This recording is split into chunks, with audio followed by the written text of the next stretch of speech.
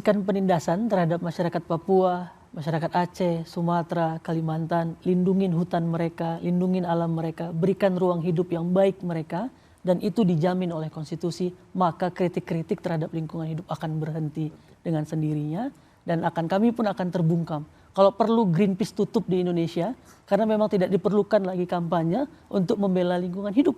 Karena apa? Karena pemerintah Indonesia sudah sangat cinta dengan lingkungan hidupnya, sangat cinta pada warga negaranya, sehingga memberikan hak terhadap lingkungan hidup yang baik, memberikan hak terhadap kesejahteraan. Tapi kenapa kita harus terus tetap bersuara? Kenapa Greenpeace dan kawan-kawan aktivis tetap harus ada dan harus makin solid? Karena kita masih melihat Papua tidak baik-baik saja, Kalimantan masih tidak baik-baik saja, Sulawesi ada kebijakan yang serampangan terhadap lingkungan hidup, mereka hidup dengan lumpur, dan ini semua perlu diperjuangkan.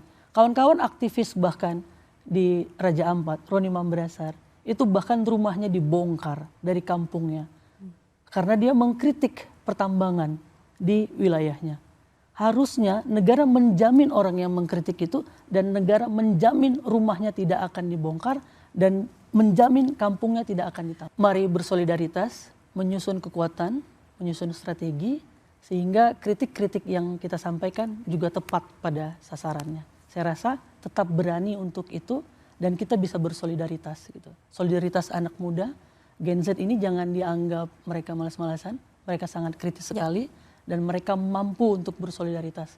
Dan ini penting bagi kita, mari membangun gerakan di kampung-kampung, menjaga kampung kita, menjaga orang tua kita, menjaga lingkungan hidup kita, dan tetap berani. Dan kita membuka semacam meja pengaduan bagi teman-teman yang kedoxing, menerima ancaman, silahkan bisa hubungin teman-teman Kontras, YLBHI, bahkan Greenpeace. Kita sangat terbuka untuk itu. Kita sedang mendata sebenarnya, dan kita akan mengadvokasi ini dalam bentuk berhimpun begitu, agar kemudian pemerintah atau kepolisian lah ya, serius untuk menangani ini dan menyelesaikan akar persoalannya, akar masalah. Dan yang paling penting adalah menghentikan kriminalisasi pada pengkritik-pengkritik ini.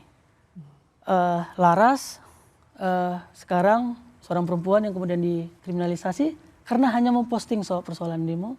Del Pedro dan kawan-kawan, ada hampir ratusan para pengkritik yang menyuarakan dengan demonstrasi di Agustus kemarin, yang sampai saat ini berhadapan dengan pengadilan. Dan ini sebenarnya harusnya dihentikan.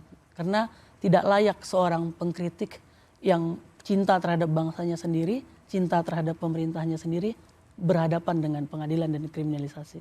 Dan kawan-kawan bertiga tidak gentar, tidak akan berhenti untuk mengkritik? Tidak. Tidak ya? Tidak. Iya, selama kondisinya masih yang seperti tadi, maka saya pikir mau misal bukan tentang Bang Doni diselesaikan, saya yakin akan tumbuh lebih banyak lagi Bang Doni, apalagi di era Gen Z dan Gen Alpha sekarang. Dan kalaupun saya boleh tambahkan sedikit saja tadi, iklim demokrasi kita jelas sedang tidak baik-baik saja sekarang.